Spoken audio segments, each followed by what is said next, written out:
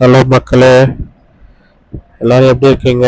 இன்னைக்கு நம்ம வந்து போட்டு கட்டில் செய்வோம். ஃபஸ்ட்டு சுட தண்ணியில் வந்து கொஞ்சம் சோயாபீன்ஸ் ஊற வச்சுட்டு 10 நிமிஷம் கழிச்சு அதை எடுத்து மிக்சியில் அரைச்சிட்டு கொஞ்சம் ஒரு வெங்காயம், பச்சை மிளகாய், அப்புறமேட்டு வந்து குறப்புள்ள கொத்தமல்லாம் போட்டு நல்லா கொஞ்சம் இதுவாக அரைச்சிக்கோங்க. சின்ன சின்ன இதை கட் பண்ணிக்கோங்க, இல்லை இந்த மாதிரி போட்டு அரைச்சிக்கோங்க.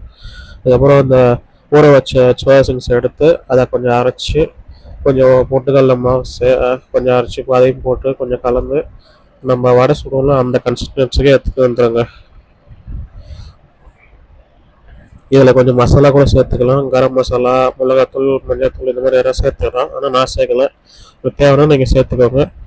சேர்த்துட்டு கொஞ்சம் ஒரு 10 நிமிஷம் அதை அப்படியே விட்டுருங்க. அதுக்கப்புறம் எடுத்து ஒரு தோசைக்கல்லில் வந்து சும்மா லைட்டாக எண்ணெய் தடவிட்டு சின்ன சின்ன வடை எப்படி பண்ணுமோ அந்த மாதிரி கொஞ்சம் இது பண்ணி வச்சு ரோஸ்ட் பண்ணி எடுத்துருங்க.